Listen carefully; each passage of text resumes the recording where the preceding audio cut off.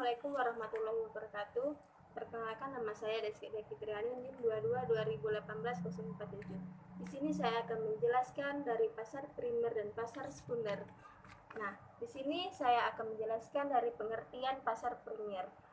Pasar primer yaitu penawaran saham pertama kali dari emiten kepada para pemodal selama waktu yang ditetapkan oleh penerbit atau issuer, sebelum saham tersebut belum diperdagangkan di pasar sekunder. Nah, di sini ada ciri-ciri dari pasar primer. Yang pertama, harga saham tetap. Yang kedua, tidak dikenakan komisi. Yang ketiga, hanya untuk pembelian saham. Yang keempat, pemesanan dilakukan melalui agen penjual. Dan yang terakhir, jangka waktu terbatas. Nah, di sini juga ada prosedur dari pasar primer. Yang pertama, penawaran perdana suatu obligasi atau saham kepada investor publik dilakukan melalui pinjaman emisi dan agen penjual. Yang kedua, investor yang berminat dapat memesan saham atau obligasi dengan cara menghubungi pinjaman emisi atau agen penjual dan kemudian mengikuti prosedur. Yang ketiga, investor kemudian melakukan pemesanan saham atau obligasi tersebut dengan disertai pembayaran. Yang keempat, pinjaman emisi dan agen penjual kemudian mengumumkan hasil penawaran tersebut. Yang kelima, proses penjatahan saham atau obligasi atau biasa disebut dengan allotment. Dan yang terakhir ada underscript, adalah kondisi di mana total saham atau obligasi yang dipesan oleh investor kurang dari total saham atau obligasi yang ditawarkan. Nah, di sini saya juga akan menjelaskan apa itu pengertian dari pasar sekunder.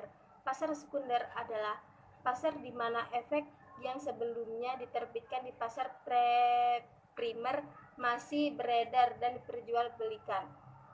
Jenis-jenis dari pasar sekunder. Yang pertama, pasar reguler. Apa itu pasar reguler? Pasar reguler yaitu transaksi sahamnya menggunakan mekanisme tawar-menawar yang berlangsung selama periode perdagangan. Yang kedua, pasar negosiasi. Pasar negosiasi yaitu transaksi saham yang terjadi dalam pasar negosiasi, tidak dilakukan di pasar bursa efek, tetapi dalam pengawasan bursa dan dilakukan melalui anggota bursa.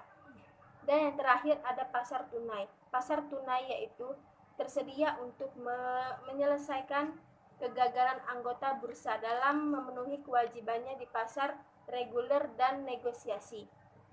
Nah, selain ada jenis-jenisnya, ada juga pula ciri-ciri dari pasar sekunder.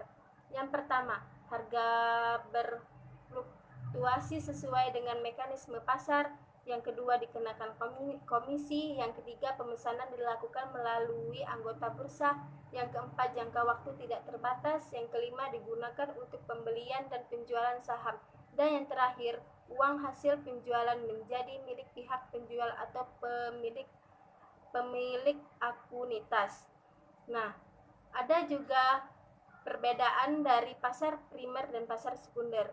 Jadi, perbedaan dari pasar kedua tersebut yaitu bahwa pasar primer melibatkan penjualan saham oleh perusahaan kepada investor, sedangkan pasar sekunder adalah penjualan saham di antara para investor.